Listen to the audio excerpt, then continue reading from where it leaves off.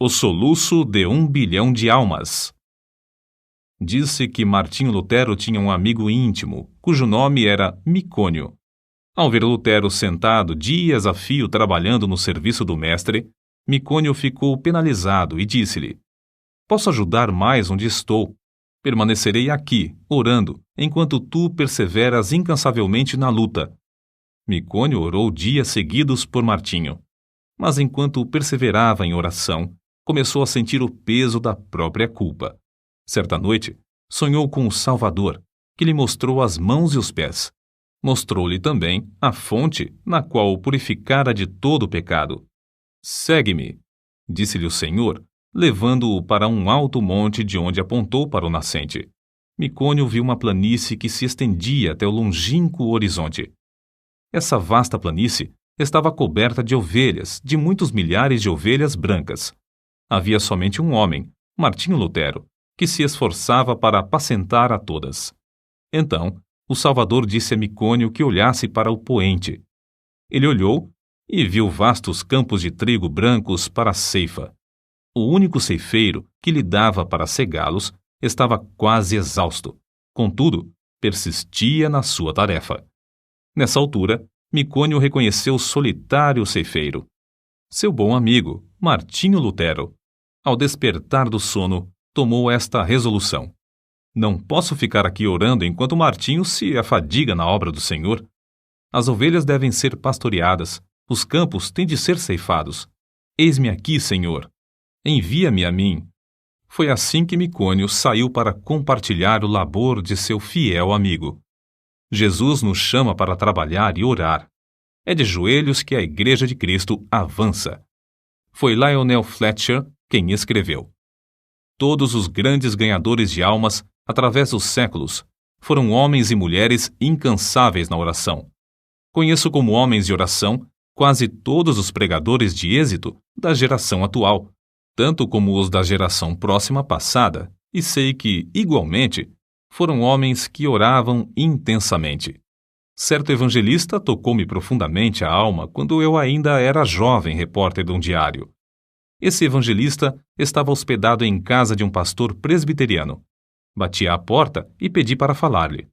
O pastor, com voz trêmula e com um rosto iluminado por estranha luz, respondeu: "Nunca se hospedou um homem como ele em nossa casa. Não sei quando ele dorme. Se entro no seu quarto durante a noite para saber se precisa de alguma coisa, encontro-o orando. Vi-o entrar no templo cedo de manhã e não voltou para as refeições. Fui à igreja. Entrei furtivamente para não perturbá-lo. Achei-o sem paletó e sem colarinho. Estava caído de bruços diante do púlpito.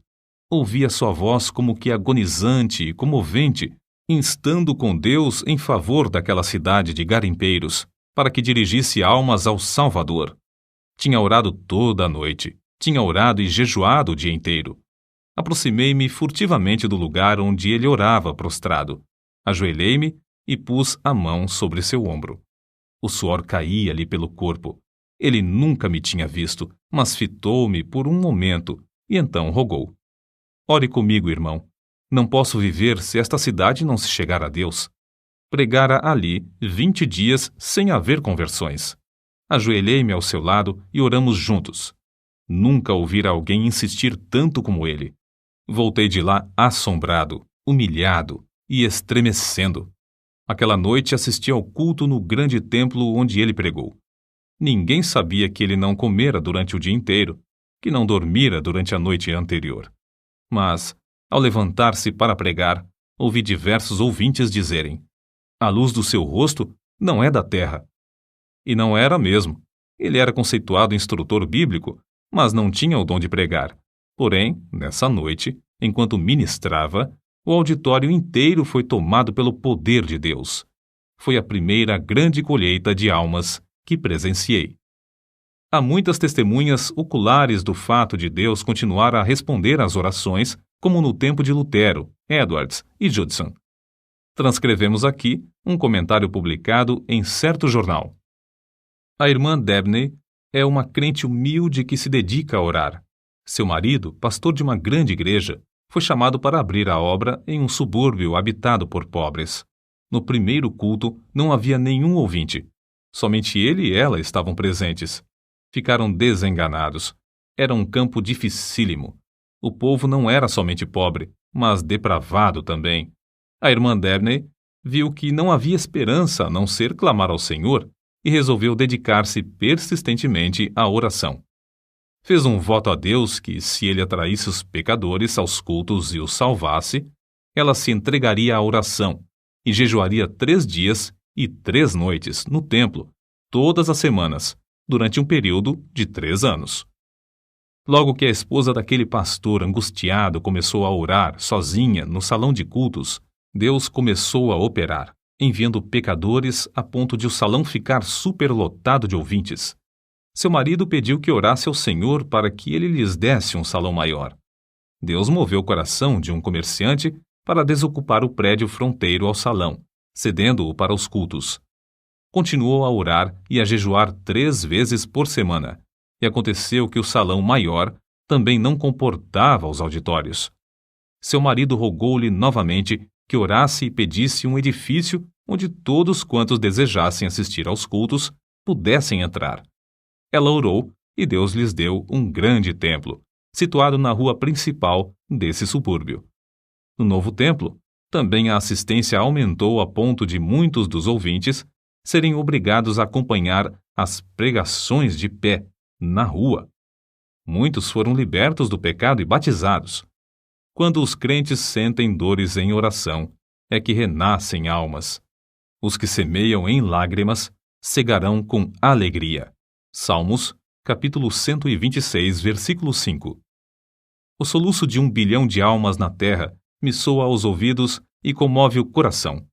Esforço-me, pelo auxílio de Deus, para avaliar, ao menos em parte, as densas trevas, a extrema miséria e o indescritível desespero dessa multidão de almas sem Cristo. Medita, irmão, sobre o amor do Mestre, amor profundo como o mar. Contempla o horripilante espetáculo de desespero dos povos perdidos, até não poderes censurar, até não poderes descansar, até não poderes dormir. Sentindo as necessidades dos homens que perecem sem Cristo, foi que Carlos Inwood escreveu o que falamos há pouco, e é por essa razão que se abrasa a alma dos heróis da Igreja de Cristo através dos séculos. Na campanha de Piemonte, Napoleão dirigiu-se aos seus soldados com as seguintes palavras: ganhastes sangrentas batalhas sem canhões, atravessastes caudalosos rios sem pontes, marchastes incríveis distâncias descalços, acampastes inúmeras vezes sem coisa alguma para comer. Tudo graças à vossa audaciosa perseverança.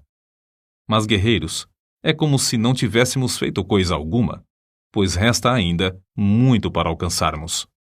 Guerreiros da causa santa, nós podemos dizer o mesmo. É como se não tivéssemos feito coisa alguma. A audaciosa perseverança é-nos ainda indispensável. Há mais almas para salvar atualmente do que no tempo de Miller, de Livingstone, de Patton, de Spurgeon e de Moody. Ai de mim se não anunciar o Evangelho. 1 Coríntios, capítulo 9, versículo 16.